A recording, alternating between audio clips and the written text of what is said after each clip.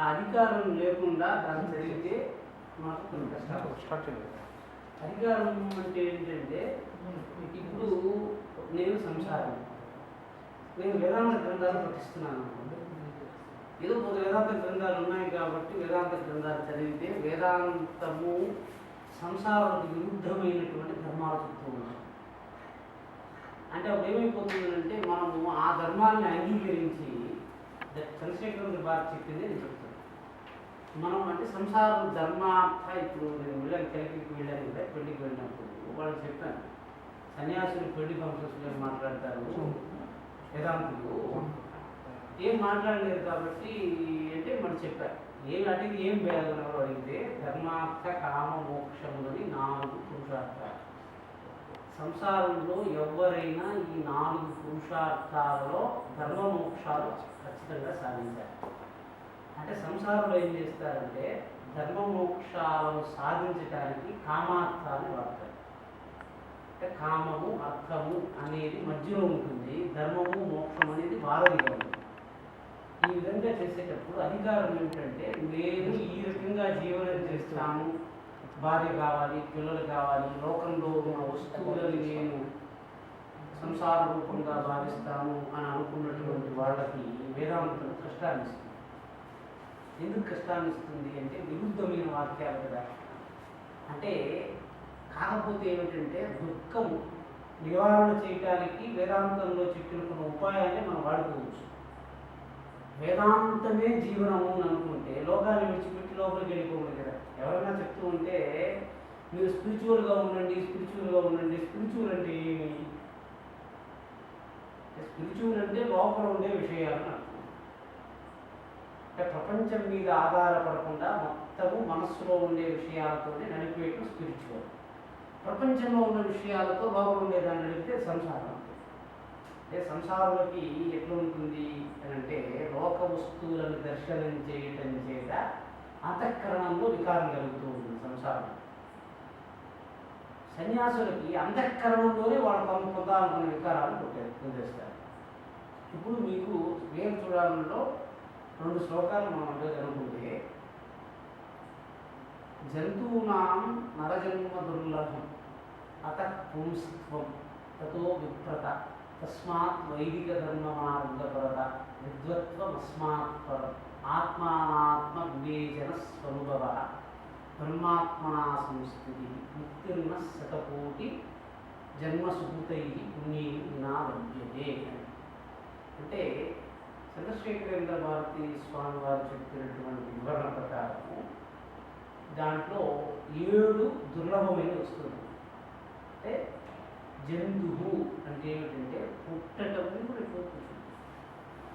జంతువు అంటే పుట్టటము అనే లక్షణం కలిగినటువంటి వాటిల్లో మనుష్యుడిగా పుట్టటము దుర్లభమైంది. అంటే మొదటి దుర్లభమైన వస్తువు ఏమిటి? జంతువునా నరజన్మ దుర్లభం. దాంట్లో పుంస్త్వం అంటే చంద్రశేఖరేంద్ర భారతి స్వామి చెప్పింది పుంస్త్వం అంటే మగవాడనే చెప్పారు. కానీ నేను శాస్త్రాంగంలో నేను చూసుకున్న దాన్ని బట్టి పురుషుడు అని అంటే అనుకున్నది స్వతంత్రంగా చేయగలిగిన వాడు. అంటే లింగవచన విభక్తుల చేత భేదం చెప్పడానికి లేదు కాదు. పురుష అంటే ఎవరంటే తాను అనుకున్న నిర్ణయాన్ని స్వతంత్రంగా వ్యవహరించగలిగినవాడు. ఎందుకని అంటే స్వతంత్రత లేనివాడు భగవంతుడిని అర్చించడానికి లేదు. పరతంత్రమైనటువంటి మనస్సుతో పరానుభవాన్ని ఆధారంగా చేసుకొని స్వానుభవాన్ని నడిపేవాళ్ళు వీళ్ళెవరు పురుషులు కాదు. పురుషత్వం అంటే ఏంటి? ఇప్పుడు నేను ఏదైనా ఒక పదార్థాన్ని తినాలి, ఆ తినేటప్పుడు నేనేం చేస్తున్నానంటే ఈ పదార్థాన్ని తినొచ్చా అని ఎవరినైనా అడిగాను, వాడు తిని బాగుంది మీరు తినండి, అక్కడికి వెళ్ళొచ్చా, వాడు వెళ్ళి బాగుంది మీరు వెళ్ళండి అని చెప్తే ఏమైంది? పరానుభవం. ఏది మనంతా మనం చేయం. ఎవరో చెప్తే కానీ మనం చేద్దామన్నట్టుగా మనం ఉండటం లేదు. చూడండి, అంటే శాస్త్రం అంటే ఏంటంటే పరానుభవాన్ని ఆశ్రయించి మనము వ్యవహారం నడపడానికి. అంటే శాస్త్రంలో చెప్పని విషయాలు మనం పొందలేం కదా. శాస్త్రంలో చెప్పని విషయాలు మనం పొందలేం. అంటే శాస్త్రంలో ఒకసారి చెప్పుకున్నారు అంటే అర్థమేమి? ఇంత పూర్వం ఎవరు అనుభవించున్నాడని కదా అర్థం. అంటే మనమందరం వివేక చూడాలని కూడా శంకర భగవత్పాదులు దర్శనం చేసి మనం చెప్పాం. మనందరం ఎందుకు శాస్త్రాన్ని కోరుతున్నామంటే ఎవరో అనుభవించి చెప్పి మనకు ప్రమాదం లేదు మేము చేస్తాము అని చెప్తేనే అనుసరించేవాడు సంసారం. కుర్వన్నేవేహ కర్మాణి జిజీవిషేత్ శతకం సమాహ ఏవం వై నాణ్యదేతోస్తి నా కర్మ లిప్యతే పరే. కుర్వన్ ఇహ కర్మలను చేస్తున్నప్పుడు అంటే ఎందుకు చేస్తున్నాం కర్మాన్ని? 100 సంవత్సరాలు జీవించాలి. శరీరము ఎందుకని? సుఖప్రాప్తయే శరీర. ఇప్పుడు మనం శరీరాన్ని ఎందుకు పట్టుకున్నాం? శరీరంతో సుఖం అనుభవించాలి. శరీరంతో ఎటువంటి సుఖాన్ని అనుభవిస్తాము? పశ్యామి, శృణోమి, వస్నామి, గచ్చామి, కరోమి, ఉపభోగామి. ఇవి మన యొక్క కర్మస్వరూపాలు. అంటే చూస్తాను, వింటాను, తింటాను, ఆగ్రాడిస్తాను, కర్మ చేస్తాను, నడుస్తాను, సుఖాన్ని అనుభవిస్తాను, మలమూత్రాలను విసర్జిస్తాను. ఇవి సుఖ సంజ్ఞలు.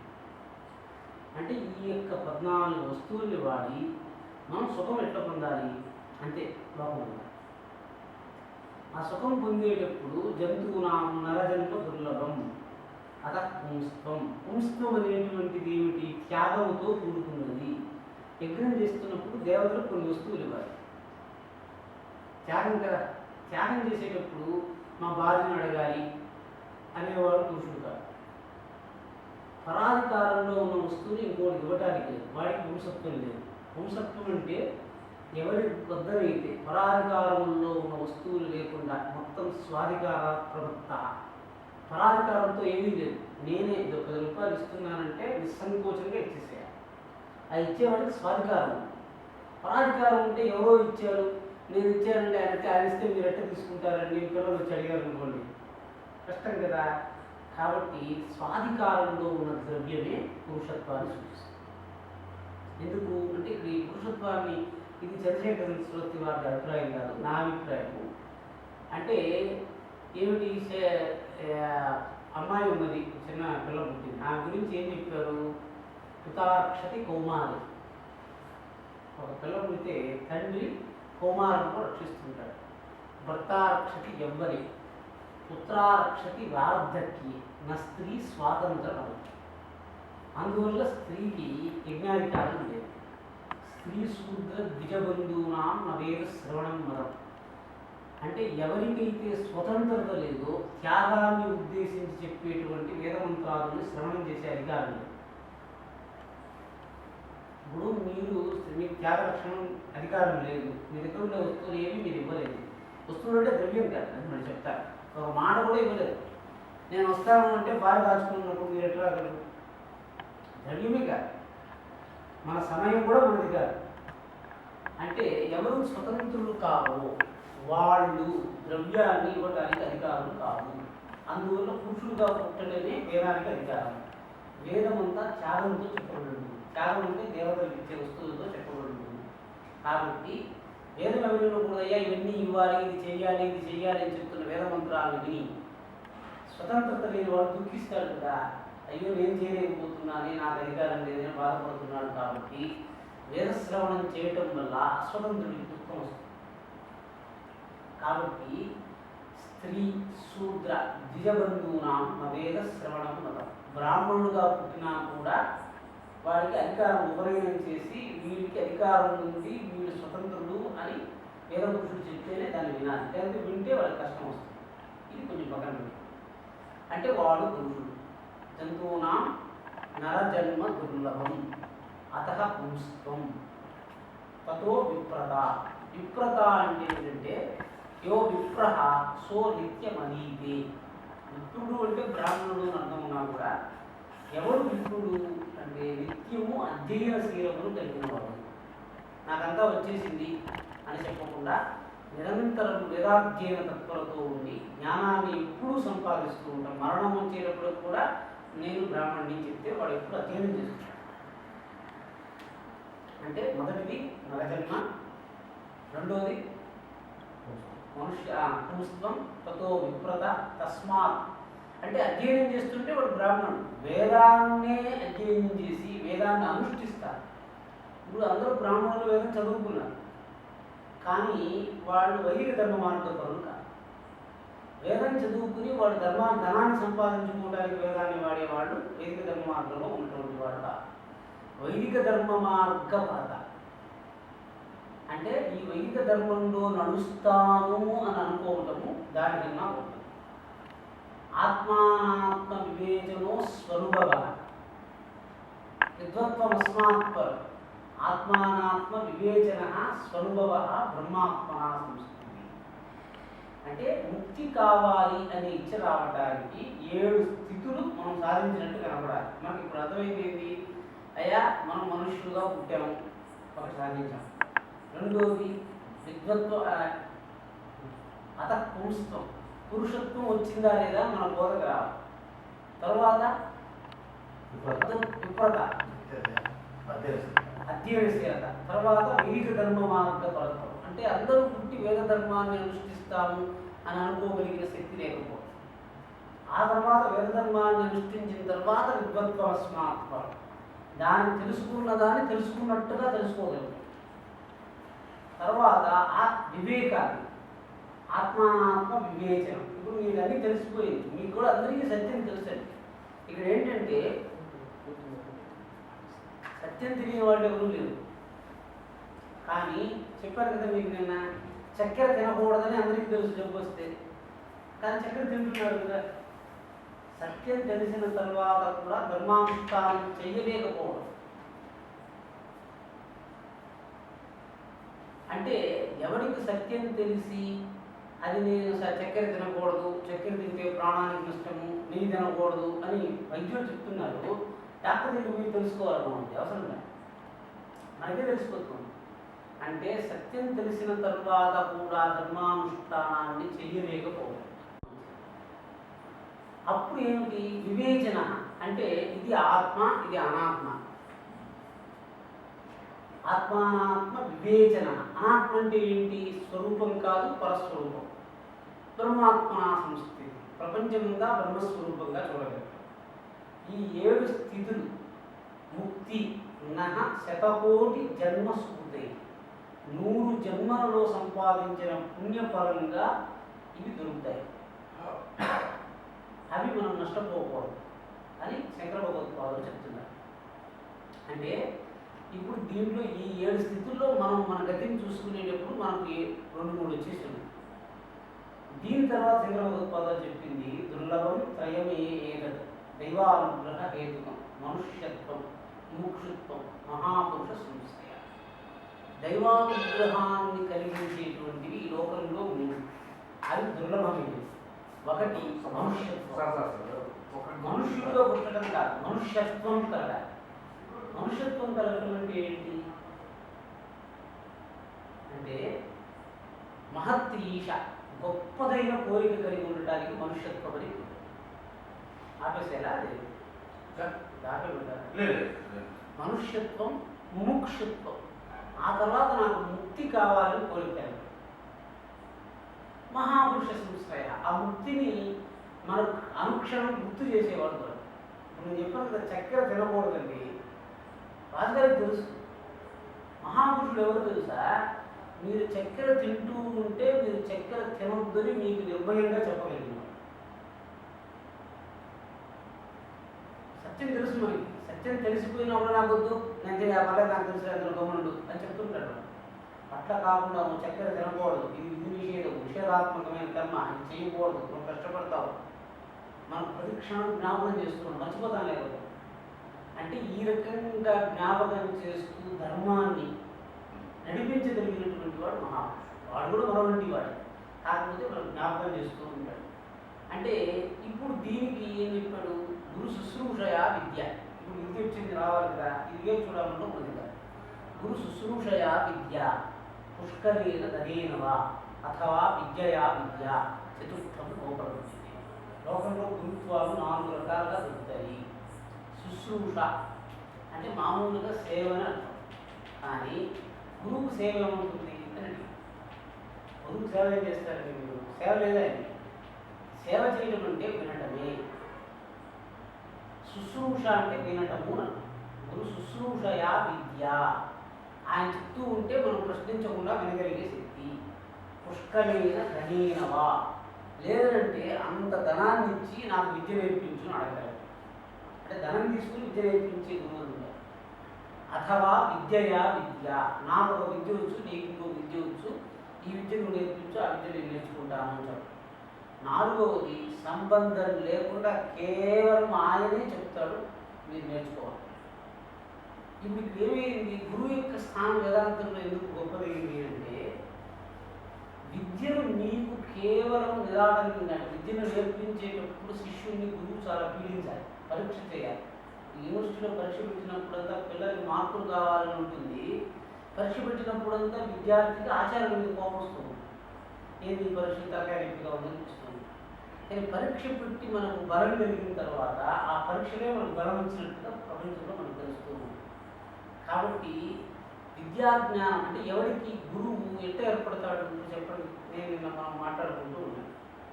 మహాపురుషుల యొక్క నిర్మాణం అంటే జరుగుతుంది అని. ఇప్పుడు మామూలుగా అడుగుతాం, వైస్ ఛాన్సలర్ పదవి ఎట్ట తయారవుతుంది? కులపతి. అంటే కులపతిత్వం రావాలంటే 12,000 మంది విద్యార్థులు ఉండాలి.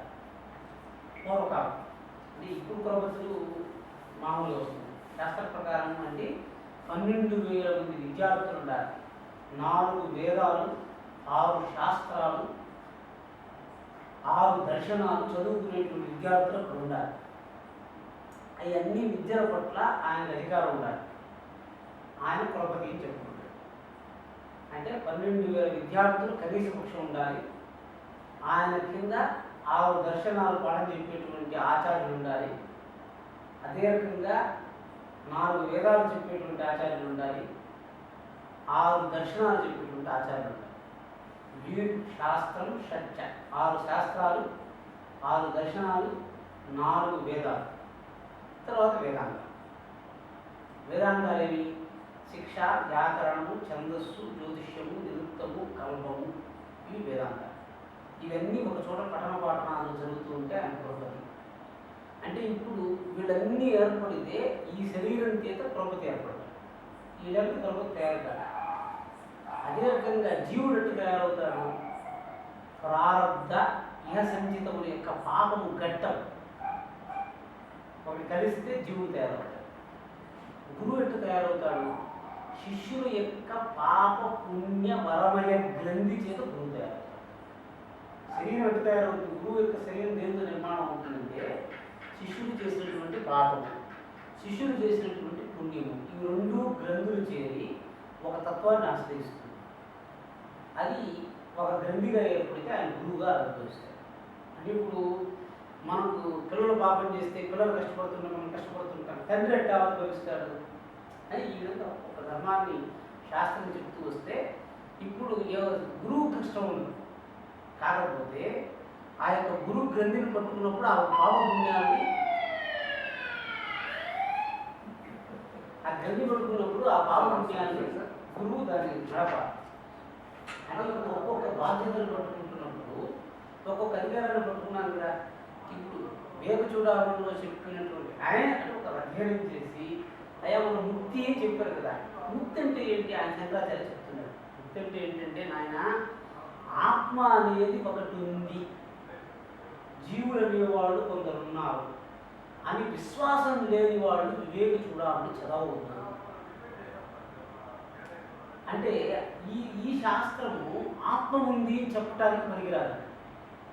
ఇప్పటికే నాకు మనస్సులో పరమాత్ముడు అనేవాడు ఉన్నాడు, జీవులు కొంతమంది ఉన్నారు అని స్థిరమైనటువంటి భావం ఏర్పడిపోయింది. అంటే గుణకారాలు లెక్కలు తెలియనటువంటి వాడు ఇంటర్మీడియట్లో మ్యాథమెటిక్స్లో చేస్తే వాడు కారణంగా చేసుకుంటాడు. అదే రకంగా మొట్టమొదటి పరమాత్ముడు ఉన్నాడు అంటే ఆత్మ పదార్థం ఒకటి ఉంది, జీవ పదార్థాలు చాలా ఉన్నాయి. ఈ యొక్క సామాన్యమైనటువంటి విజ్ఞతను మనస్సులో ఒప్పుకోనటువంటి వాడు వేదాంత శాస్త్రం చదివితే వాడికి శాంతి రాకపోగా కష్టం వస్తుంది. ఎందుకని? వాడు ఆత్మ పదార్థాన్ని ఉందని నమ్మాలి. ఆత్మ పదార్థం నమ్మిన తర్వాత మిగిలినవన్నీ వస్తాయి. ఇప్పుడు ముక్తి అంటే, ఇప్పుడు ముక్తి పొందాలి, భగవంతుడి దగ్గరికి వెళ్ళాలని మీ తాపత్రయం ఏమిటి? చాలాసార్లు అనుకున్నాం. అంటే మనకు కలుగుతున్న ప్రతి గుణానికి ఒక దర్శనం ఉంటుంది మన దగ్గర. అంటే ఎంత తెలుస్తుంది? మీకు చెప్పాను కదా, నాకు భయంగా ఉంది అని చెప్పినారు అనుకోండి మీరు. నేను పూర్వం ఒక మాట చెప్పాను, నాకు భయంగా ఉంది అంటే ఏంటండి? ఎట్ట తెలుస్తుంది? ఎవరు చెప్తున్నారు అని అడిగాను. మామూలుగా మీకు ఎవరు చెప్తున్నారంటే మీకు సందేహం వస్తుంది కాబట్టి, నాకు ఆకలిగా ఉంది, నాకు భయంగా ఉంది, నాకు నిద్ర వస్తున్నది, నాకు దాహంగా ఉంది, ఇవన్నీ జీవికి బాధలు కదా. అంటే ఇప్పుడు నాకు భయంగా ఉంది అని చెప్పటానికి మీ దగ్గర ఎవరో ఉందా? అంటే ఏంటి చెప్పండి. ఇప్పుడు ఆ రుచి తెలుస్తూ ఉంది అంటే మీ దగ్గర ఉన్న అవయవం ఏంటి? నాలుగు కదా. అంటే నాలుగుని పట్టుకుని మీరు రుచిని తెలుసుకుంటున్నారు, నేత్రాన్ని పట్టుకుని దృశ్యాన్ని తెలుసుకుంటున్నారు. భయాన్ని తెలుసుకోవటానికి దేన్ని పెట్టుకున్నారు? మనస్సు. మనస్సు భయాన్ని ఎట్లా పట్టుకుంటుంది? ఇప్పుడు నాలుగు రుచిని పట్టుకుంటుంది అన్నారు కదా. నాలుక పీల్చి రుచిని తెలుసుకుంటుందా? అంటే నాలుగు క్రియలు ఉన్నాయి. అంటే చేతులు ఉన్నాయి, చేతులతో మనం పట్టుకుంటాం, పట్టుకునే విధానం ఉంటుంది కదా. ఎట్లా పట్టుకోవాలి? చేతులు బిగించి పట్టుకోవాలి, వేడి రోజులుగా పట్టుకోవాలి. ఈ విధానంలో ప్రక్రియలో భేదం ఉంది కదా. ఆ మాదిరి నాలుక రుచిని పట్టుకుంటుంది అంటే ఏంటంటే, నాలుక నేరుగా మనుషులకు అన్నపదార్థం దగ్గరికి వెళ్ళదు, చేతులు తీసుకొని పెడుతుంది. పశుపక్షాదులు మాత్రమే నేరుగా అన్నపదార్థాలు నాలుగు తాగుతాయి. మనం చేతిలో తీసుకుని నాలుగు మీద పెడుతున్నాం. అంటే నాలుకతో స్పర్శతో వచ్చిన పదార్థాన్ని ఎట్లా రుచి తెలుసుకుంటుంది? ఎవరికి రుచి తెలియదు చెప్పండి. ఇప్పుడు నాకు రుచి తెలియటం లేదు అన్నాడు, నాలుగు మీద పెట్టి కూడా ఎవరికి తెలియదు?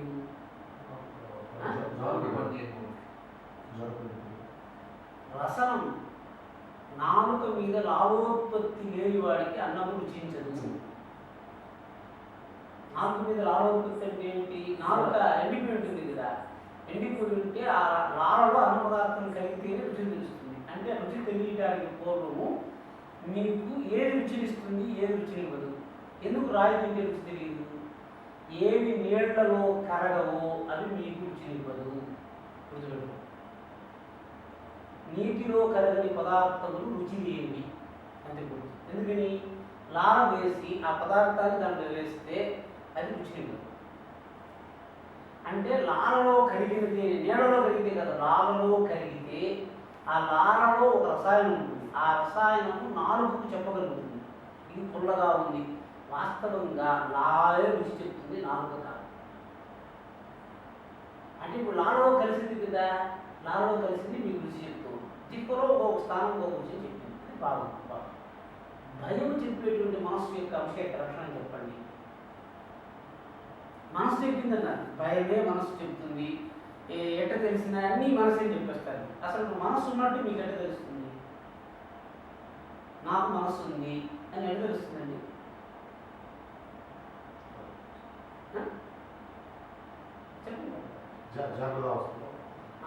జాగ్రత్తావస్థలో ఇంద్రియాలు మనస్సు పనిచేస్తాయి. మనస్సు నా మనస్సు పనిచేస్తూ ఉంది అని చెప్పకపోతే మీకు మనస్సు ఉన్నట్టే తెలియదు. మనస్సు కంటికి కనపడదు కదా. మనస్సుని నియమేనేవ వేద్యం, నియమం చేత తెలుసుకోవాలంటే, జ్ఞానం చేత తెలుసుకోవాలి. మనస్సు ఉన్నట్టు మన బుద్ధికి మనకు తెలియదు. ఇప్పుడు I cannot see my mind, how mind is felt then? Mind వేరు చేసి చూపించండి నాకు. వేరు చేసి చూపించడానికి మీకు ప్రక్రియ తెలియనంత వరకు మీకు మనస్సే తెలియదు. యోగ వాసిష్టంలో ఏం చెప్తాడు? మన ముక్తి కదా, మన ఏవ మనుష్యాణం కారణం బంధమోక్షయో బంధాయ విషయాసక్తి మోక్షాయ నిర్విషయీస్మృతం. మనస్సు ఉండటం వల్లే బంధన. ఇప్పుడు ఆడు కట్టేటానికి కుక్కి పెడితేనే కట్టగలరు, లేదా కట్టారు కదా. మిమ్మల్ని ఈ లోకానికి కట్టేసేటువంటిది మనస్సు. మనస్సే ఉంది అని మీకు తెలియలేదు అనుకోండి, మీకేం చేయాలి? ఇప్పుడు మనస్సు ఉంది అని ముందర మీకు తెలియాలి. నా మనస్సు నాకు ఇట్ట చెప్తూ ఉంది అని చెప్పాలంటే మనస్సు ఎక్కడ ఉంది చెప్పాలి, ఎట్టుంది, దేన్ని ఆశ్రయించి ఉంటుంది? భూతస్థితి, గృహం. ఇప్పుడు ఆయన ఇక్కడ ఉంటాడు, ఫలానా గదిలో ఉంటాడు, ఫలానా ఇంట్లో ఉంటాడు, బాత్రూంలో ఉన్నాడని చెప్తున్నారు కదా. ఈ శరీరంలో మనస్సు ఎక్కడ నివసిస్తుంది? ఇక్కడ ఉంటుందా? మనస్సు అక్కడ ఉంటే ఇక్కడ తాకితే మీకు మనసు తెలిసిపోతుంది కదా. అంటే నాడి నాడీలో కూడా మనస్సు ఉంది. మనస్సు సర్వవ్యాపం, భూత పదార్థం. మరి మనస్సు వాయువు అంటే వాయువు ఎక్కడికి వెళ్ళగలుగుతుందో మనస్సు అక్కడికి వెళ్ళిపోతుంది. గుర్తుపెట్టు, మనస్సు యొక్క రూపం వాయువు కదా. అంటే చంచలం హి మనఃపార్థ ప్రమాదం బలవదృఢం. అంటే మనస్సు అతి చంచలంగా ఉంటున్నాం. ఎందుకని? వాయువు కాబట్టి. వాయువు ఉన్నట్టు మనకు తెలిసేది ఏమిటి? స్పర్శ వల్ల వాయు తెలుస్తుంది. ఇప్పుడు భయం ఎవరికి వచ్చింది అంటే మనస్సు వల్ల భయం రాదు. రుచి నాలుగు చెప్పినట్టు నీకు భయం ఉన్నట్టు చెప్పేది ప్రాణము. ప్రాణాత్ భయం. ప్రాణం లేదంటే భయం లేదు. భయం రావాలంటే రెండు వస్తువులు ఉండాలి. ఏముండాలి భయం రావాలంటే? చెప్పండి. నాకు భయంగా ఉంది. ఎందుకంటే ఇప్పుడు భయాన్ని వదిలిపెట్టాలా, భయాన్ని పట్టుకోవాలా? మృత్యువుకి కారణం భయం. ఇప్పుడు నేను చాలా రోజుల క్రితం చెప్పాను కదా, నీళ్లలో ఒక శరీరాన్ని వదిలిపెట్టేస్తే శరీరం మునిగిపోతూ ఉంది. బతికిన శరీరమే చచ్చిన శరీరం తేలుతూ ఉంది. చచ్చిన శరీరం ఎందుకు మునగటం లేదు, బతికిన శరీరం ఎందుకు మునిగిపోతూ ఉంది అంటే ఒక కారణం ఏంటంటే బతికిన శరీరంలో భయం ఉంటుంది, చచ్చిన శరీరంలో భయం ఉండదు. భయం లేదు కాబట్టి ఈ శరీరంలో అత్యంత బరువైనది ఏదండి? భయం. ఎక్కువ ఎంత భయం ఉంటే వాడు అంత ఎక్కువగా నడవడం లేకపోతాడు. ఇప్పుడు మనకు బరువు ఉంది అని అంటే తెలుస్తుంది, భయానికే బరువు ఉంది. శరీరం తేలిగ్గా ఉండాలంటే భయం ఉండదు. అంటే ఇవన్నీ మీకు ఎందుకు సందర్భం లేకపోయినా వాస్తవం వచ్చింది కాబట్టి ఇప్పుడు మనం తపస్సు చేస్తున్నాము అని మా దుష్టసిద్ధులు కావాలి. అంటే పుస్తకంలో చెప్పారు, అణిమ, మహిమ, గరిమ, లఘిమ, ప్రాప్తి, ప్రాకామ్య, ఈశత్వ, వశత్వ. ఎంబీబీఎస్ డిగ్రీ చేరేవాడు ముందరే ఎంబీబీఎస్ డిగ్రీలో ఏం చేస్తాము, ఏం చదువుకోవాలి, ఎంబీబీఎస్లో జ్ఞానం వచ్చింది, జ్ఞానం వచ్చిన తర్వాత ఏం చెయ్యాలి అని తెలియలేదు అనుకోండి. ఒక దశలో విపరీతంగా డబ్బు వచ్చేస్తుంది. ఏం చేస్తారు మీరు? డబ్బు వచ్చేసింది, కోట్లు వచ్చేసింది. ఒక ఇల్లు కట్టుకున్నాడు, తర్వాత ఇంకో ఇల్లు కట్టాలి. మనకు తెలిసింది అంతే. డబ్బు వచ్చేసిన తర్వాత మీరు లోపలికి తీసుకువెళ్ళే ద్రవ్యం ఏమీ లేదు. లోపలికి అంటే ప్రపంచంలో కాదండి, ఇక్కడ. ప్రయోజనం అంటే ఏంటి తెలుసా? ఏ ద్రవ్యము మీతో పాటు అవిచ్ఛిన్నంగా రాగలుగుతుందో దాని పేరు ప్రయోజనం. ప్రయోజనం ఏమిటి అంటే మీరు ఏమనుకుంటారంటే నాకు ఆకలి తీరిపోతుంది, నేను పడుకోవడానికి మనసం ఉంది ఇట్లా అనుకుంటారు. యోజనము అంటే ఏంటి? చేర్చుట. ఏది నాతో పాటు వస్తుందో అదే ప్రయోజనం. మీరు సంపాదించిన దాంట్లో ఏది మీతో పాటు వస్తుంది దాని మీద శ్రమపడాలి. ఇప్పుడు మీతో పాటు రావట్లేదు, ఏవేవి మీతో పాటు ఇల్లు రావట్లేదు అంటే మీరు అనుభవించడానికి సుఖం అంటే. ఏది మీతో పాటు వచ్చింది, మీరు తిన్న అన్న పదార్థంలో కూడా అంతే అంత మీ శరీరం ఏమిటి మళ్ళీ బయటికి. ఇప్పుడు ప్రయోజనం తెలిస్తే భయం ఎందుకు వచ్చింది తెలియాలి కదా. భయం తెలియటం కోసం ప్రయోజనం కూడా చెప్పాలి. ఇప్పుడు మా వైస్ ఛాన్సలర్ని చూస్తే భయము అని నేను అన్నాను. ఎందుకు భయం ఉంటుందండి? భీత్రార్థానాం భయహేతు. భయం వస్తే ఎందుకు భయము అని చెప్పాలి. అంటే రెండు పదార్థములు ఉన్నవి, ఒకటి ధ్రువము, ఒకటి అధ్రువము. ధ్రువం నుంచి అధ్రువం వేరైపోతే దానికి అపాయమని పేరు. అపాయము భయహేతువు. ప్రాణాపాయము అని రాసుకుంటారు కదా. చెట్టు నుంచి ఆకు వేరైపోతుంది, అది భయం. అంటే రెండు పదార్థాలు ఉండాలి. ధనవంతుడు ఉన్నాడు, ధనవంతుడికి భయహేతు ఏమిటి? ధనము. ఎప్పుడు వస్తుంది? ధనాన్ని ధనవంతుడి నుంచి వేరు చేసేటప్పుడు భయం వస్తుంది. ఎవరికి? ధనవంతుడు. ధనానికి కాదు. ప్రాణికి భయం వస్తుంది. ఎప్పుడు? జీవుడి నుంచి ప్రాణాన్ని వేరు చేసేటప్పుడు జీవుడికి భయం వస్తుంది ప్రాణం వల్ల. దొంగని చూస్తూనే డబ్బులు పట్టుకున్నటువంటి వాడికి డబ్బు వల్ల దొంగకు భయం వస్తుంది. పూర్వం చోర భయం ప్రాప్య వ్యాఘ్రవీతపరం. అంటే దొంగని చూసిన వెంటనే డబ్బు కలిగిన వాడికి భయము, యముణ్ణి చూసిన వెంటనే ప్రాణాన్ని కలిగిన వాడికి భయము.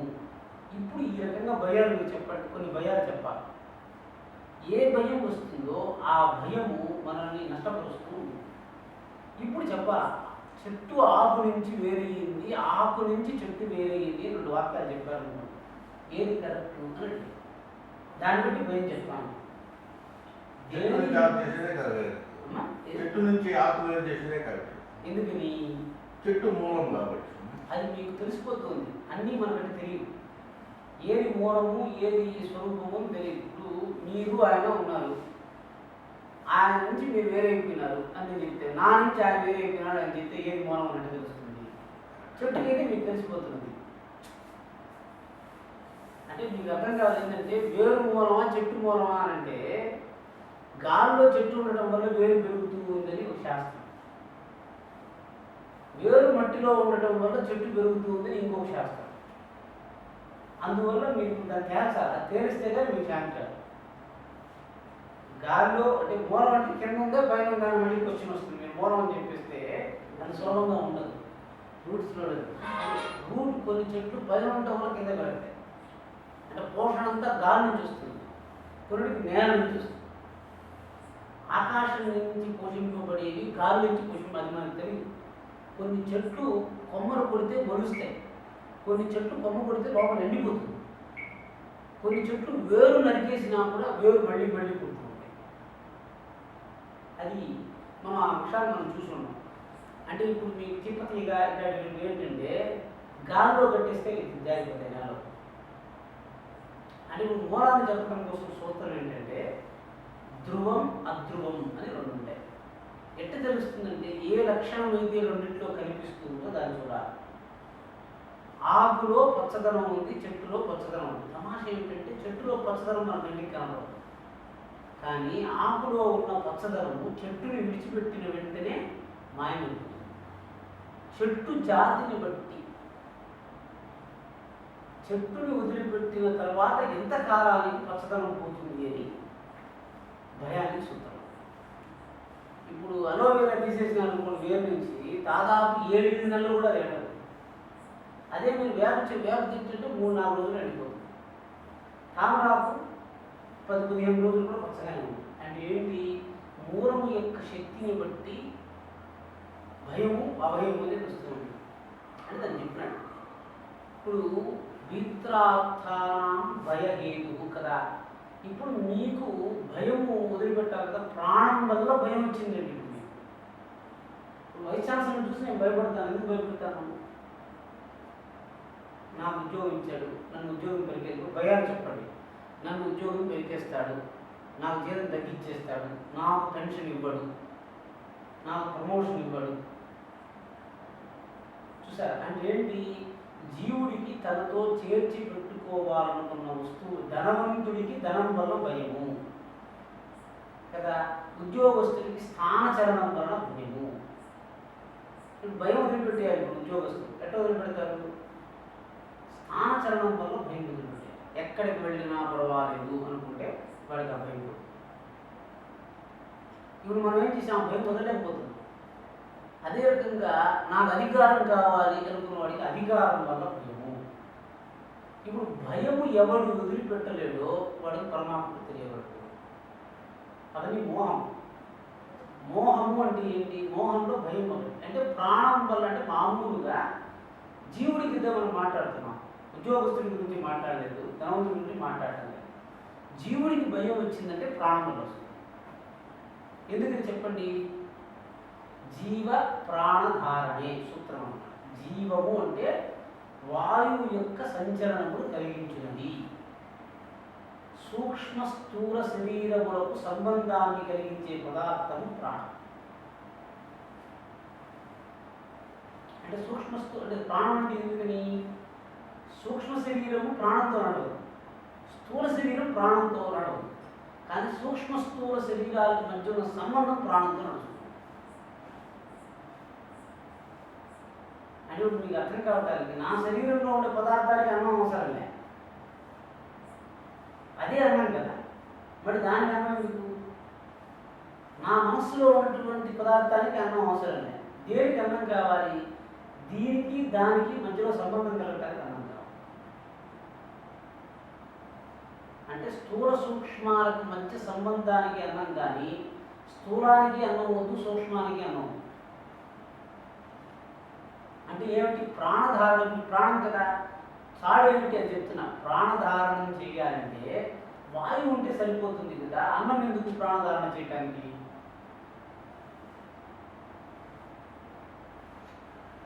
అన్నం తింటున్నాం మనం ప్రాణధారణ చేయడానికి. వాస్తవంగా ప్రాణాన్ని తీసుకోవడానికి అన్నం అవసరం లేదు, ప్రాణధారణ చేయడానికి అన్నం కావాలి. ఇది బాగా గుర్తుపెట్టుకోండి.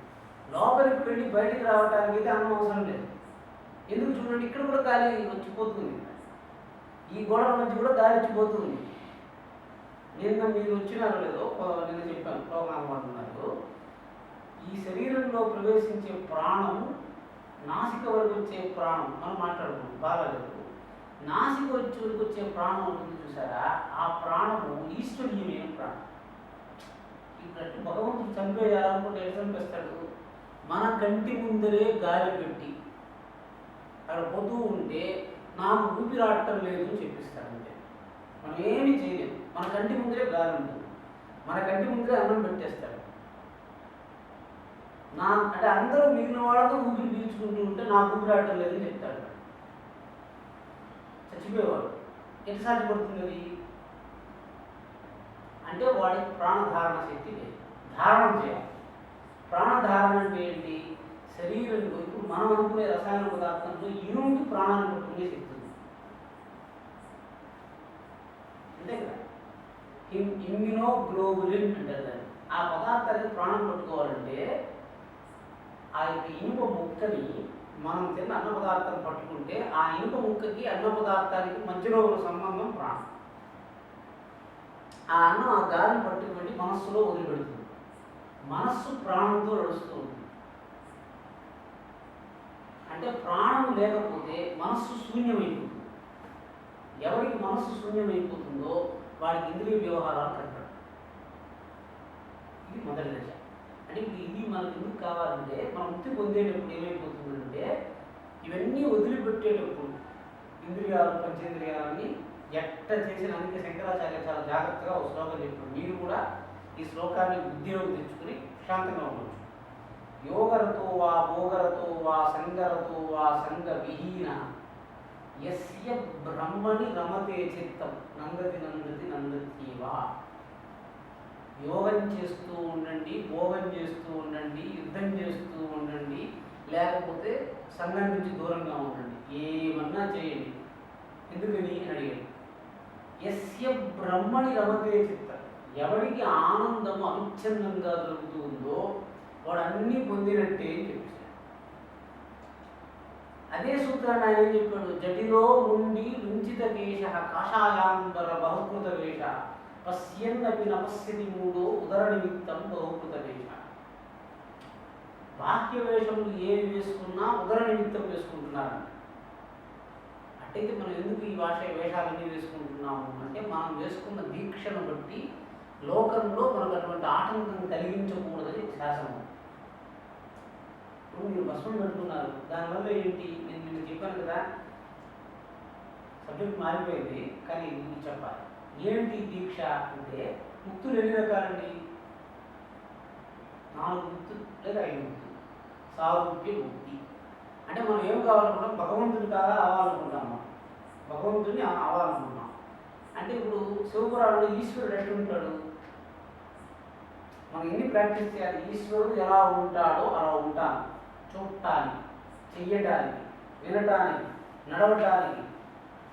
ఇవి ఈశ్వరుడు యొక్క గుణాలు. మీరు కఠినమైన నియమాన్ని పొంది తర్వాత సామాన్యమైన పొందుతాము అని అనుకుంటే మీకు తిరుగుతుంటుంది. మొట్టమొదటి మీరు చేయగలిగింది ఏమిటి? సారూప్యము. ఈశ్వరుడు ఎట్లుంటే అటువంటి రూపాన్ని ధరించడం మీకు సులభమైతే వెంటనే ధరించేది. అంటే ఈశ్వరుడి రూపాన్ని ధరించారు అంటే సారూప్యముక్తి అని పేరు. సారూప్యముక్తి అంటే ఏంటి? ఈశ్వరుడు చూస్తున్న లోకంలో ఉన్న వస్తువుగా మీరుండాలి. అంటే ఈశ్వరుడు బింబాన్ని పెట్టుకున్నారు. మామూలుగా కైలాసంలో ఉంటే సారూప్యముక్తి, ఆయన ఏ లోకంలో ఉంటాడో మనం ఆ లోకంలో ఉంటాడు. మనం కైలాసాన్ని చూడలేం కదా, కాబట్టి ఈశ్వరుడు యొక్క బింబాన్ని బట్టి దీన్నే కైలాసం అని చెప్పి మనం అనుకుంటున్నాం. ఏమండి సారూప్య ముక్తి కాబట్టి వేషం. సారూప్యం, సాలోక్యం, కైవల్యం, ఆయన నేను ఒకటే కైవల్యం. సాయుజ్యం, ఆయనతో పాటు నేను కూడా తిరుగుతూ ఉంటాను. ఈశ్వరుడు ఎక్కడ వెళితే ఆయనతో పాటు తిరిగిన వాడు కూడా ఈశ్వరుడు ఎక్కడికి వెళ్తే అక్కడికి వెళ్ళాలి కదా. సాయుధ్యం ఉంది. సాయుధ్యం అంటే ఈశ్వరుడు వెళ్ళిన చోటంతా నేను వెళ్తాను, ఈశ్వరుడు ఉన్న చోటంతా నేను ఉంటాను, ఈశ్వరుడు తినేవే నేను తింటాను, ఈశ్వరుడు చేసేవే నేను చేస్తాను, ఈశ్వరుడు వలనే ఉంటాను, ఈశ్వరుడు ఉన్న చోటు ఉంటాను అంటే ఎవరికి? ఆయనే ఈశ్వరుడు. ఇట్లా ఈశ్వరత్వాన్ని మనం పొందాలి. అది ఈశ్వరత్వం మనకు రాదు కదా. ఒకరోజు వెంటనే అంతే కదా. మనం ఈశ్వరుడు మాదిరి కావాలంటే మనం ఎట్లా అవుతాము? అన్నీ మనం ఒక్కొక్క గుణాన్ని వినియోగించుకోవాలి. కైలాసంలో ఉన్న వాళ్ళందరూ భస్మం పెట్టుకుంటారు. కైలాసంలో ఉన్న వాళ్ళతో సాహిత్యం ముక్తి పొందినారు. ఈశ్వరుడు ఉన్నట్లే ఆయన కూడా కైలాసంలో ఉన్నారు. ఇంకా లేనిది ఏమిటి? ఈశ్వరుడుగానే ఉన్నాను అని చెప్పాలంటే ఈశ్వరుడు లేనని కావాలి. అంటే ఆఖరిది కైవల్యం. కైవల్యం రావటము అభేదం వస్తుంది. ఇప్పుడు 2 ధాన్యం గింజల వల్లే మనం ఈశ్వరుడు వల్లే మనం అన్నీ ప్రవర్తించవచ్చు. ఇన్ని ముక్తులు మనం సంపాదించాలి. అంటే మనం ప్రాక్టీస్ చేయాలంటే ఏమేమి చేయొచ్చు? తద్రూపం, తత్కార్యం, తత్స్థానం. అవి మనం చేస్తూ ఉంటే ఈశ్వరుడు వల్లనే మనకు గుణాలు వస్తాయి, లేకపోతే రా. అందువల్ల వేషం. ఎందుకు వేషం అనేది మీకు అర్థమైనా? ఎందుకు మనం వేషం వేస్తున్నాము అంటే ఈశ్వరుడు వలే ఉండాలి కదా. ఈశ్వరుడు అంటే అది ఇప్పుడు ఒక నపుంసకుడు మనం తిరిగేవాడు డ్రెస్ కోడ్ మనం ఏమైనా చెప్తున్నాం వాడికి కట్టేసుకోండి. ఎందుకు వాళ్ళు అట్టేసుకుంటున్నారు? వాళ్ళు తెలియకుండానే ఆ కోడ్ వచ్చేస్తాం చూడండి. వేరే వాడు చెప్పటంలే, వాళ్ళలోనే ఆ చేష్టలు ఎవరు నేర్పించలే. వాళ్ళు పురుషాకార వృత్తుల్ని స్త్రీలుగా ఉంటే పురుష వస్త్రాలు ధరిస్తారు, పురుషులుగా ఉంటే స్త్రీ వస్త్రాలు ధరిస్తారు. అంటే మళ్ళీ ఇక్కడ పుంరూపి నపుంసక, స్త్రీ రూపి నపుంసక, ఇద్దరు నపుంసకులు ఉంటారు. స్త్రీలుగా ఉండి నపుంసకత్వాన్ని పొందినవాడు, పురుషులుగా ఉండి నపుంసకత్వాన్ని పొందినవాడు. స్త్రీలుగా ఉండి నపుంసకత్వాన్ని పొందితే వాళ్ళని మాచకంబలు అంటారు. మాచకంబ అంటే వాళ్ళకి రజస్సు రాదు, అంటే వాళ్ళు ముట్టు కాదు. శారీర అవయవాన్ని స్త్రీల గుణం ఉంటాయి, కానీ స్త్రీ గుణాలు ఉండవు. పుంశ్చర్య అంటారు వాళ్ళని, వెంట్రుకలు వస్తాయి, శరీరం మీద రోమాంచితంగా ఉంటుంది. పురుషుడైతే వాడికి రోమాంచత ఉంటుంది, పురుష అవయవాలు ఉంటాయి, పురుష లక్షణాలు ఉంటాయి. స్త్రీ అవయవాలు ఉంటాయి, పురుష లక్షణాలు ఉంటాయి. ఇవి ఎందుకు మీకు చెప్పాను అంటే ఊరికే ఆ గుణములు వాడు చెప్తూ వాడు దాన్ని బట్టే వాడు నేను ఈ వేషం ఇస్తే లోకంలో స్త్రీలందరూ ఏం చేస్తున్నారో నేను అది చేస్తానని వాడు అనుకుంటాడు చెప్పుకున్నాను. అది వేష ప్రాధాన్యం. అంటే ఇక్కడ మనము ఒక ధర్మాన్ని అనుష్ఠించేటప్పుడు మన గమ్యం ఎక్కడికి వెళ్తున్నాము అని స్ఫుటంగా అనుకోకపోతే మార్గాన్ని వెళ్ళే దాని నుండి మనం దారి మారిపోతూ ఉంటుంది. ఇక్కడికి పోవాలని తెలియని వాడు ఎక్కడికంటే అక్కడ వెళ్ళిపోతుంటాడు కదా. ఇప్పుడు మనం కాశీకి పోతున్నాము అని అనుకుని బయలుదేరి వెళ్ళామనుకోండి, ఖచ్చితంగా కాశీకి వెళ్తాము. మనం ఎక్కడికైనా పోదాము అని అనుకుంటూ ఉంటే మనం తిరుగుతూ ఉంటాం. అంతే కదా చూడండి. అంటే మీరు తిరగటమే ఖాయం అనుకున్నప్పుడు లక్ష్యంతో తిరగండి. ఇది కదా శాస్త్రం. శాస్త్రం ఏం చెప్పిందంటే నాయన ఏదో ఒకటి యోచిస్తూ ఉండు అనేది మనకి శాపం అండి.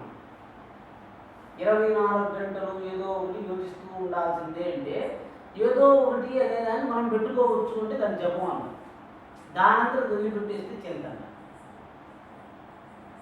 ఇప్పుడు మీ మనస్సు 24 గంటలు ఏదో ఒక పని చేస్తుండాలి. దాని లక్షణం ఏదో ఒకటి చేస్తుండాలంటే ఏం చేస్తుంటారు? చింతిస్తూ ఉంటారు. కామము, క్రోధము, భయము, వాటి విషయంలో మనసు నడుస్తూ ఉంటుంది. ఏదో ఒకటి చింతించాలి కదా. కాబట్టి ఈ శబ్దాన్ని చింతిస్తాను అని మీరు నిర్ణయించుకున్నారు అనుకోండి, అప్పుడు వేరే శబ్దాన్ని మీరు చింతించకుండా ఉంటారు.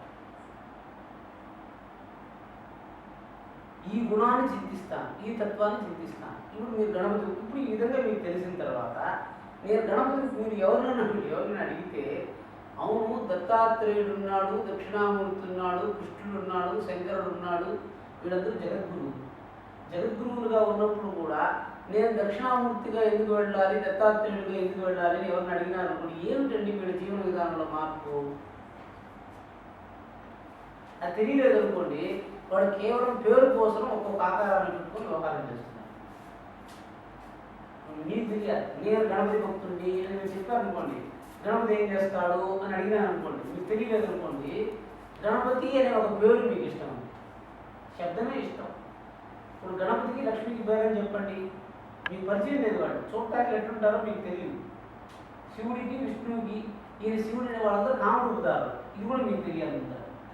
దేవతలు కామరూపుతారు, వాడు ఏం కోరితే ఆ రూపాన్ని పొందుతారు. ఇట్లా ఉండే దేవతలకు ఈ రూపమే ఉంటుంది. ఎవరో ఒక ఆయన నా దగ్గరికి వచ్చి, స్వామి మీరు సాక్షాత్తు దత్తాత్రేయుడిగా కనిపించారంటే నేను అడిగాను, నేను దత్తాత్రేయుడిగా కనిపించానా దత్తాత్రేయుడు నామాన్ని కనిపించాడా అని అడిగాను. ఎట్లా తెలుస్తుంది? తెలియదు నాకు. ఎందుకంటే దత్తాత్రేయుడు తెలియదు కదా మనం. ఇప్పుడు దత్తాత్రేయుడికి వచ్చిన లక్షణం తెలిస్తే కానీ, ఇప్పుడు ఎవరో నా దగ్గరికి ఒక ఆకు తెచ్చారండి, ఇది ఏం ఆకు అంటే పలానా చెట్టుది మనం చెప్తున్నాము అనుకోండి, అది బాగా నలగొట్టి తెచ్చారనుకోండి, అప్పుడు దానికి ఉన్న గుణంతో దాన్ని గుర్తించాలి. రూపంతో గుర్తిస్తామంటే లోకంలో అటువంటిది ఇంక ఏది అటువంటి రూపం ధరించదు అని చెప్పాలి. భగవంతుడు ఇప్పుడు మనము ఎప్పుడో పంచాయతీ చేద్దాం అనుకుంటే, మీరు ఎప్పుడో అక్కడ సూర్యముద్ర నుంచి ఒక విగ్రహం తెచ్చిచ్చారు, అది అన్నీ ఒకటే మాదిరి ఉన్నాయి. అంటే అన్నీ ఇత్తడి, తెచ్చిచ్చిన మూర్తులన్నీ ఇత్తడి మూర్తులు, దాంట్లో అన్ని విష్ణువే సూర్యుడు, విష్ణువే విష్ణువు.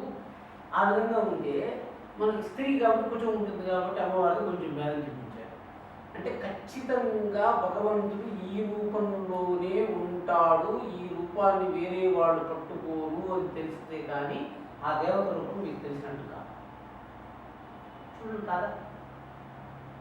ఇప్పుడు గణపతి యొక్క రూపం, మీరు గణపతిని మనం చేస్తున్నాం కదా, గణపతి యొక్క రూపం ఏమి, లక్షణం ఏమి, తత్వమేమి, కీలకమేమి, ధారణాశక్తి ఏంటి, ఇవి తెలియలేదు అనుకోండి, అందరూ మీరు గణపతి చేసుకోండి అని చెప్పేవాడు పుస్తకం చదివి చెప్పేస్తుంటారు. ఎందుకు పుస్తకాలు ఉన్నాయి కదా,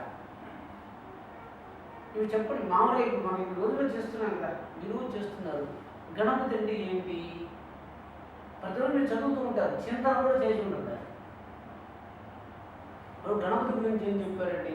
అధర్వణ వేదము గణపతిని గణపతిని ఎవరు చెప్పారు? మొట్టమొదట తెలియాలనుకున్నారు. గణపతి అనే దేవత ఉంది అని నేను మీకు మంత్రం చెప్తే ఎవరు చెప్పినారండి? ఎవరు చూసినారండి?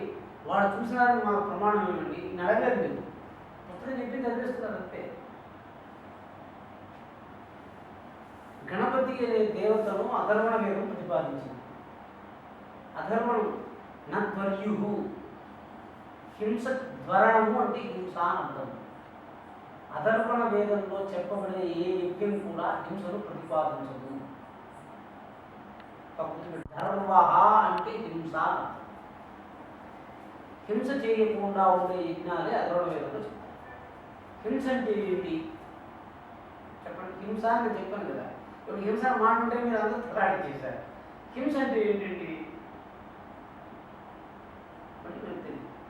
హింస అంటే రెండు వేరు పదార్థములు ఒకటి అనేటువంటి అనుభవాన్ని పొంది ఒకటిగా ఉన్నప్పుడు ఆ రెండింటి మధ్య భేదాన్ని చూపించడానికి హింస. రెండు వేరు పదార్థాలు, రెండు వాస్తవంగా అవి వేరు వేరు, కానీ ఒకటిగా తాదాత్మ్యతలు చెంది ఉంటాయి. ఎవరెవరు తాదాత్మ్యత చెంది ఉంటారు? తల్లిదండ్రులు, తల్లి కొడుకు, తండ్రి కొడుకు, గురువు శిష్యుడు, ఇవన్నీ తాదాత్మ్య రూపాలు. వాటి మధ్య ఎవరు వేరు చూపిస్తారో వాడు బ్రహ్మహత్య చేసినట్టు. హింస చేసేవాడు బ్రహ్మహత్యను పొందుతున్నాడు. భాగవతంలో. ఇంకొకటి ఏమిటి? జీవుడు నిద్ర. జీవుడు నిద్రపోతున్నాడు కదా, నిద్ర నుంచి జీవుడిని వాడు ఎంత కష్టపడితే వాడికి నిద్ర వస్తుందని మీకు తెలుస్తుంది. ప్రతివాడికి బాగా తెలుస్తుంది. కష్టపడితే మనం పోతున్న తర్వాత వచ్చారు వేసుకోవచ్చు. అంటే ఎంత కష్టపడితే మనకి నిద్ర వస్తుందండి. ధ్యానం కుదిరినట్టు నిద్ర కుదరటం కూడా. మంచం మీద పొందు అయ్యో నిద్ర రాలేదు, ఏం చేయాలో తెలియదు, నిద్ర రాలేదు అనుకుంటూ ఉంటాం. నిద్ర వస్తే పోవాల్సిందే. ఎంతో శ్రమపడి కాచుకుని యజ్ఞం చేసినట్టు పోయిన నిద్రని ఒకడు వచ్చి నిద్ర కొట్టి లేపేశాడు అనుకోండి, బ్రహ్మహత్యతో సమానం. నిద్రాభంగ కలంకార్యం దంపత్యోగో ప్రీతివేదనం శిశుమాత్ర విభేదశ్చ బ్రహ్మహత్యాసనం సుఖం. నిద్రాభంగం చేయకూడదు. పరమాత్మ నిద్రిస్తున్నట్టే లెక్క. ఎవరు నిద్రిస్తున్నా నిద్రాభంగ కథంకార్య దంపత్యో ప్రీతి వేదనం. దంపతుల మధ్య ప్రీతి వేదనం కలిగించకూడదు. అదే ఏంటి దంపత్యో శిశుమాత్ర విభేదశ్చ. కుమారుడికి తల్లికి శిశువుకి తల్లికి విభేదం కలిగించకూడదు. భేదం కలిగించిన అంటే ఎట్లుంటుంది? భేదం అంటే కలిగిస్తారు రాక్షసులు. శిశువుకి కుమారుడికి తండ్రికి అత్తకు కోడలికి భేదం కలిగించే విధానం తెలుసు. తల్లికి కొడుకు ఎట్లా భేదం కలిగిస్తారండి? అంటే యుక్తులేదు. మీకు అర్థమైంది కదా? అంటే ప్రపంచంలో ఇద్దరి మధ్య భేదం కలిగించాలంటే అది వేస్తే పాలు కలిసి ఉంది. పాలు విరిగిపోవాలంటే ఉప్పు వేస్తే పాలు విరిగిపోతుంది కదా. ఇప్పుడు అజామధ్యే కరామధ్యే దంపత్యో గురు శిష్యయో ఇది శివపురాణం. ఇంతకుముందు చెప్పింది దేవి బాబు. శివపురాణంలో చెప్తూ ఉంది అజ రెండు పుట్టుక లేని జీవులు, మేక, బ్రహ్మను, ఇద్దరు బ్రాహ్మణుల మధ్య వెళ్ళకూడదు. అజ అనే మాట ఏం చెప్తుంటే అజ అంటే పుట్టుక లేనిది. రెండు పుట్టుక లేనిది భగవంతుడు. గుడ్డు రెండు గుడ్లు పెట్టి దాని నుంచి నడవకూడదు. అది మరి ఎందుకో నాకు తెలిసి శాస్త్ర విషయం. అజామ అంటే పుట్టి కూడా పుట్టనట్టు ఉండదు గుడ్డు. అజామధ్యే ఖరామధ్యే రెండు గాడిదల మధ్య వెళ్ళకూడదు. దంపత్యో ఇద్దరు దంపతుల మధ్య నడవకూడదు. గురు శిష్యయో గురు శిష్యుల మధ్య నడవకూడదు. అంటే ఏంటి? నడవటమే దోషము అంటే ఈ వీటి మధ్య భేదం కలిగిస్తే వాడికి కూడా బ్రహ్మహత్య వస్తుంది. శివపురాణం అంటే హింస గురించి చెప్పాను. హింస అంటే ఏకభావరూపి, రెండు కలిసి ఒకటైపోయింది అన్న తత్వం మధ్య స్వభావత భేదం ఉద్భవించాలి. కానీ ఇంకా ఏ ఉపకరణం భేదం కలిగించినా కూడా అది బ్రహ్మహత్యం. అంటే ఇంతకుముందు చెప్పాను నా అధ్వర్యూహు అంటే అదర్పణ వేరు గణపతిని గురించి చెప్పింది. గణపతి అనేటువంటి దేవతే అహింసతో కూడుకున్న దేవత. అదర్ గణపతి గురించి చెప్తూ హింస గురించి చెప్పాను. అధర్వణ వేదంలో గణపతిని గురించి చెప్పినారు. అధర్వణ వేద హింసారహితమైనటువంటి దేవత గణపతి. గణపతిని అంటే తెలుసుకోవాలి. మొట్టమొదటి ప్రశ్న ఎట్లుంటుంది? ఎక్కడుంటాడో అని అడిగారు. ఎక్కడుంటాడు? మూలాధారస్థితోసి నిత్యం, మూలాధారంలో ఉంటాడు అని చెప్పారు. త్వాం యోగినో ధ్యాయంతి నిత్యం, యోగులు నిత్యము నిన్ను పూజ చేస్తుంటారు చెప్తున్నాను. త్వం శక్తి త్రయాత్మక, త్వం కాలత్రయాతీత, త్వం గుణత్రయాతీత. ఇవన్నీ భగవంతుడి గుణాలు. ఇప్పుడు గణపతికి ఇన్ని గుణాలు ఉన్నాయి కదా. ఇప్పుడు అమ్మవారికి కూడా మూలాధారైక నిలయ, ఒక్కొక్కసారి ఇద్దరు దేవతలు ఒక ఇంట్లో ఉంటారు. మూలాధారైక నిలయ, విష్ణు గ్రంథి విభేదిని, మణిపూరాంత రుదిత, బ్రహ్మగ్రంథి విభేదిని, ఆజ్ఞాచక్రాంతరాళ. అంటే ఇప్పుడు దేవత యొక్క స్థానాలు ఎక్కడ చెప్పినారు? మీరు భాగవతం తీసుకోండి.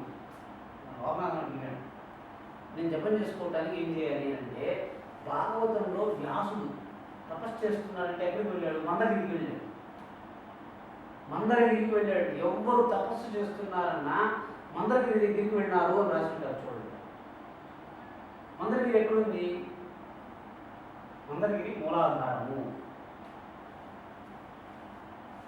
ఇప్పుడు మీరు చూడండి, మూలాధారానికి వెళ్ళటము అంటే మీకు వెంటనే విసుకొచ్చేస్తుంది. ఎందుకని? ఏంది ఒక మూలాధారం ఎట్టపోతామండి? చేతులు ఎత్తండి అంటే ఎత్తేస్తున్నారు కదా.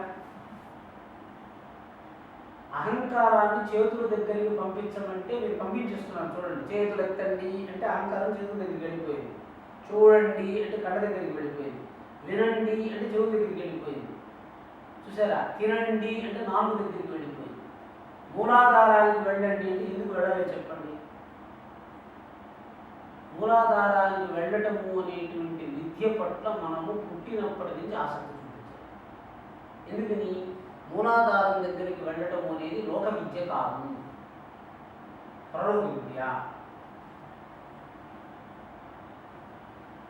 కదా. అంటే పరలోక విద్య మూలాధారం ఎట్లా వెళ్ళాలి అంటే, మూలాధారం దగ్గరికి వెళితే ఏంటంటే మీకేం చేతులు అయితే కదిలిస్తాం కదా.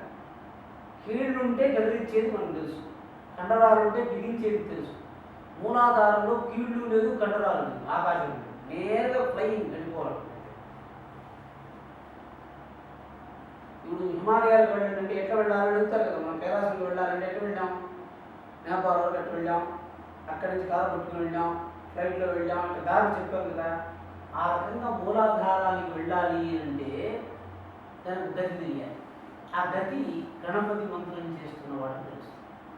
తపస్సు చెయ్యాలంటేనే మూలాధార స్థానానికి వెళ్ళి తపస్సు చేయాలి. ఇప్పుడు మూలాధారం వెళ్ళిపోయి నేను చెప్పేస్తే నేను వెళ్ళిపోతాను. ఎందుకు వెళ్ళటం చెప్పడం లేదు అని ప్రస్తావన వస్తే, సంసారుడికి జ్ఞానం వస్తే వాడు సంసారాన్ని విడిచిపెట్టేస్తే నేను దంపతి భేదాన్ని కలిగించినాను. అంటే కేవలం తమస్సు చేత అక్కడికి వెళితే ఎట్లా ఉంటుంది అనే ఉత్సుకత చేత వెళ్ళే వాళ్ళని అక్కడికి పంపకూడదు. మామూలుగా ఎట్లుంటుంది అంటే అది చేస్తే ఎట్లుంటుంది, ఇది చేస్తే ఎట్లుంటుంది అనుకున్న వాడికి బ్రహ్మ విద్య చెప్పకూడదు. నేను అక్కడికే వెళ్ళాలి, ఇక్కడికి వెళ్ళను, నాకు వేరే ఇచ్చేది లేదు అని చెప్తాడు.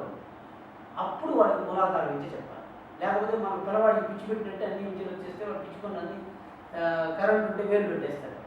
అంటే ఇచ్చేదో జరగాలి. సరే, నేను వ్యవహారం చెప్పకపోయినా విద్య చెప్తాను. మూలాధారానికి వెళ్ళాలంటే ఏంటి, మూలాధారంలో ఎందుకు వెళ్ళాలి అంటే, ఇప్పుడు మన శరీరంలో మొత్తం ప్రపంచం అంటే ఏమిటి, విశ్వం, విష్ణువు, ఈ ప్రపంచం. ఈ ప్రపంచంలో ఉన్న జ్ఞానం అంతా ఈ శరీరంలోకి వస్తేనే అది వీలవుతుంది. లేకపోతే ప్రపంచము మీరు వేరు కాదు, వేరు వేరే అయిపోతారు. చూడండి, విశ్వానుభవం మీకు ఎట్లా వస్తుందండి? ఒకదాన్ని మీరు సంబంధం చెప్పుకోవాలండి. ఇప్పుడు ఒక చోటకి వెళ్ళాను, నా సంబంధం ఏమి, అక్కడ నా సంబంధం చెప్పకపోతే నేను అక్కడ ఫిక్స్ కాను కదా.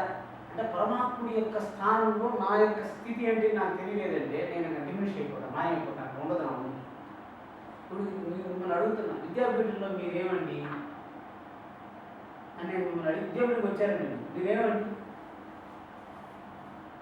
ఆయన రిటైర్ అయి ఉంటే ఒకప్పుడు ఉన్నాం అని చెప్పడానికి ఆయన ఉంది.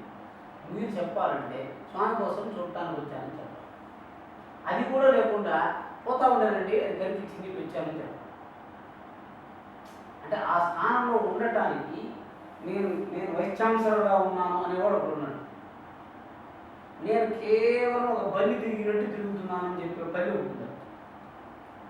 అదే విద్యాపీఠంలో పలానా రూమ్లో ఒక బల్లి తిరుగుతుంది, ఆ బల్లి నేను అని చెప్పినాడు అనుకోండి. వీసీ వెళ్ళిపోయినా కూడా ఆ బల్లి అదే పళ్ళు గుడ్లు పెట్టి పిల్లలు డెవలప్ చేస్తుంది. అంటే మూలాధారంలో చాలా చాలా దేవతలు ఉంటారు. మూలాధారం నుంచి ఈ ప్రపంచం, ఇంత పెద్ద ప్రపంచం అంటున్నారు కదా, అంత పెద్ద ప్రపంచాన్ని ఇముడ్చుకునేటువంటి మనస్సు ఇంకెంత పెద్దదిగా ఉండాలా? ఇప్పుడు మనకు డిఎన్ఏ శాంపిల్స్ తీసినప్పుడు ఆ యొక్క అణువుని వేరు చేస్తే 1,00,000 మైళ్ళు దూరాలు ఉండే తంతులు వస్తాయని చెప్పి రాశారు. ఇదే శరీరం అంటే మనకి ఇది ఒక చోట ఇండిపోయినట్టుగా ఉంది. దీంట్లో ఉన్నటువంటి తాడు అంటే ఒక సూత్రం ఉంది. ఆ సూత్రాలు ఇంటుంటూ వెళితే 1,00,000 మైళ్ళు దూరం విస్తరించిపోతుంది. అది పొడుగు అంటే అంత దూరం మన శరీరంలో ఇండిపోయింది ఇప్పటికీ. అంటే ఇప్పుడు మీరు మూలాధారానికి వెళ్ళాలి అంటే, ఇప్పుడు నేను చూడండి, నేను నిన్ననే వీళ్ళకి ఒక పరీక్ష పెట్టాను, మీకు కూడా పరీక్ష చెప్తాను. ఇప్పుడు మీకు 52 అక్షరాలు వచ్చు కదా, 52 అక్షరాల్లో మీకు తోచిన అక్షరాలని టపటపటపటపని చెప్పుకుంటూ వెళ్ళాను. తోచినట్టుగా చెప్పుకుంటూ నేను అడుగుతున్నాను. మీకు 50 అక్షరాలు వచ్చు, తోచినట్టుగా మీకు తోచిన అక్షరాలు చెప్పుకుంటూ వెళ్ళండి. కొంచెం ప్రయత్నం చేయండి. 52 అక్షరాలు ఉన్నాయండి. మీరు మనసుతో ఏమనుకో, ఇది తీసుకుంటాను, ఇది తీసుకుంటాను, ఇది తీసుకుని చెప్పినట్టుగా అనుకోండి. నేను డబ్బాలో 50 అక్షరాలు వేసినాను, ఒక అక్షరం తీసుకున్నాను, కా వచ్చింది, చా వచ్చింది, ఈ విధంగా అనుకుని మీరు పదాలు చెప్పండి. చెప్పలేదు, ప్రయత్నం చేయండి. ఎవడు ఆ విధంగా చెప్పగలడో సమస్త వర్ణాక్షరములను యథేచ్ఛగా అమర్చగలడు. ర్యాండమ్ వర్డ్, మీకు ర్యాండమ్ వర్డ్ వచ్చు, మీకు వచ్చిన పదాలు చెప్పమంటేనే ఒక 4 పదాలు చెప్పేసి ఇంకేంది యోచిస్తారంటే. మీరు చాలా రోజుల్లో మాట్లాడుతున్నారు కదా ఇంగ్లీషు, ఒక 10 పదాలు చెప్పండి, టక్ టక్ టక్ టక్. ఎందుకు చెప్పలేకపోతున్నారు అంటే మీ మనస్సు ఆ పదాల దగ్గరికి వెళ్ళలేకపోతుంది. మీ మనస్సులో ఆ పదాలు స్మృతిలో పెట్టబడి ఉన్నాయి. మీరు చాలా పదాలు వచ్చు, కానీ ఆ పదాల దగ్గర ఉన్న చోటికి మీరు వెళ్ళాలంటే మీకు కారణం కాదు, లేకపోతే వెళ్ళలేదు. ఇప్పుడు మనందరం కూర్చున్నాం, ఐస్ బాలా వాళ్ళ కుమారుడు సంతోష్ ఉన్నాడు, నేను మనస్సులో నేను స్మరించాను, ఆయన స్మరించలేదు. ఇక్కడ కూర్చుని నేను చెప్పిందే మీరు వినగలరు. ఇక్కడ కూర్చుని సౌదీలో ఉండేటువంటి ఐస్ బాలా కుమారుడు గురించి చింతించాల్సిన కారణం మీకేమొస్తుంది? అంటే ఏదో మనస్సులో ఉన్నటువంటి ఒక స్థానాన్ని గురించి చింతించడానికి మీకు కారణమే దొరకకపోతే చూసిన వాటి గురించి అనుకుంటుంటారు, విన్న వాటి గురించి అనుకుంటుంటారు. చూడకుండా, వినకుండా, తినకుండా, కనిపించకుండా ఉంటే మీరు ఏమీ అనుకోలేదు అని అర్థం. చూడండి, మీ మనసులో ఏదైనా ఒక భావం కలిగింది అంటే దానంతరం కలుగుతుందా? దానంతరం కలిగిన భావాలు కొన్ని చెప్పండి. గణపతి దగ్గరికి వెళ్ళాలంటే అంత వేగంగా వర్ణాక్షరాలు ఉత్పత్తి చేయాలి, అకారణంగా వెళ్ళాలి గణపతి దగ్గరికి. మామూలుగా గణపతి దగ్గరికి ఎందుకు వెళ్తాము? మామూలుగా విఘ్నేశ్వరుడు వేరు, గణపతి వేరండి. ఇక్కడ మీరు విఘ్నము ఉండదు, అదనం లేదండి. విఘ్నేశ్వరుడు అంటే ఏంటంటే విఘ్నాలు కలిగించేవాడు. మామూలుగా నిజంగా విఘ్నేశ్వరుడిని మనం పూజ చేయకూడదు, కానీ విఘ్నేశ్వరుని మనం పూజ చేస్తున్నాం. విఘ్నాలు కలిగించేవాడు మనం పూజ చేస్తారండి, చేయకూడదు. దుర్మార్గుడు కదా. ఎందుకు పూజ చేస్తాము చెప్పండి? విఘ్నాలు కలిగించొద్దు అని పూజ చేస్తాం. అందుకే దాన్ని చెప్పాడు, విఘ్నేశ్వరుడు మనల్ని రక్షిస్తాడు అని అడిగాడు. ఆయన దుర్మార్గుడు కదా, ఆయన అంటే రక్షిస్తాడు అని అంటే విఘ్నం నిఘ్నంతి సతతం, విఘ్నములకు విఘ్నం కలిగించాలి. కాబట్టి విఘ్నానికి విఘ్నం కలిగిస్తాడు కాబట్టి భగవంతుడు. అంటే ఇప్పుడు ఎందుకు మీకు ఇక్కడ చెప్తున్నానంటే గణపతి యొక్క స్వరూపము మీకు స్పష్టంగా తెలిసిపోయింది అనుకోండి. నా గణపతి కావాలి, గణపతి ఏమిటి చెప్పండి? మూలాధారంలో ఉంటాడు. మూలాధారానికి మీరు వెళ్ళాలంటే గణపతి యొక్క సహాయం కావాలి. ఇప్పుడు చేతులు కదిలించండి అని నేను చెప్పకుండా ఉంటే కూడా మీరు చేతులు కదిలిస్తారు. దోమ కలిస్తే కదిలించారు ఒకటి, లేకపోతే ఎవరన్నా చేతులు ఎత్తండి అంటే ఎత్తుతున్నారు. మీరుగా అనుకుంటే ఎత్తారా? చేయలేదు. ఎందుకని చేయలేదు? ఈ విధంగా ఎవరు కదిలించగలరు అని చెప్తుంది పరమాత్ముడు. నటరాజు మనం కేరాసంలో మాట్లాడాడు. కేవలం నటరాజేశ్వరుడు తన యొక్క భంగిమ చేత ఈశ్వరుడు నటి కాళ్ళు చేతులు కదిలిస్తే ప్రపంచం నాశనం అయిపోతుంది. అది ప్రళయకాండం. మనం మాట్లాడితే నాశనం అయిపోతుంది అని ఒకటి ఉంది. ఈశ్వరుడు నృత్యం చేస్తున్నాడు, ప్రళయ నృత్యం. ఆయన నృత్యం ప్రకృతి కంటపడిందంటే ప్రకృతి భయపడిపోతుంది. ఈశ్వరుడు చేసే నృత్యాన్ని, భంగిమని ప్రకృతి తట్టుకోలేదు. అందుకే ప్రళయకాల నృత్యం అన్నారు కదా, ప్రళయతాండవం. అంటే ఇప్పుడు మనం చేసే కథలకు ఏమండి? ఇట్టండం ఇవి కూడా మనం పూర్తిగా చేయడం. దానికి యోగాన్ని పేరు పెట్టుకున్నాం. ఎవరన్నా టీవీలో సీడీ పెట్టుకు చూడాలి, లేకపోతే ఏకపాదాసనం ఏంటంటే ఆ కథకి మాత్రమే చేస్తారు. ఏకపాదాసనం ఆ కథకి వేరు చేసి ఇది ఏకపాదాసనం అండి, ఇది ప్రాణధారణాసనం అండి అని చెప్తే కానీ మనం ఆసనాలు చేయలేకపోతున్నాం. మీ అంతటా మీరు ఒక కొత్త భంగిని ఎందుకు కనిపెట్టలేకపోతున్నారు? అంటే మన శరీరంలో ఉండే కదలికలు కూడా ఈ కదలిక చేయండి, ఈ కదలిక చేయొద్దండి ఎవరో చెప్తే కానీ మనం చేయలేదు.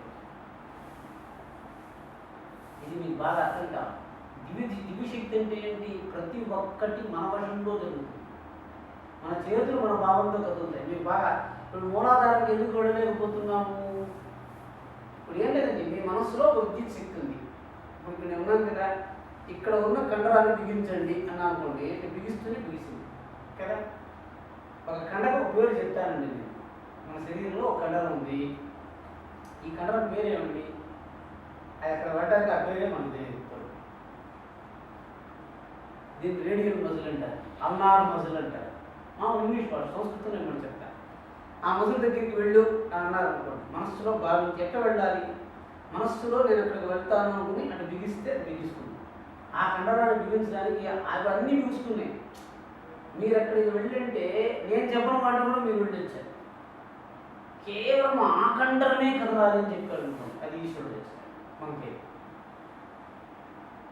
అంటే ఈ కండ దగ్గరికి వెళ్ళగలుగుతున్నారు కదా, వెళ్ళారంటే ఎట్లా తెలుస్తుంది? ఆ కండలో రెండు లక్షణాలు ఉంటాయి.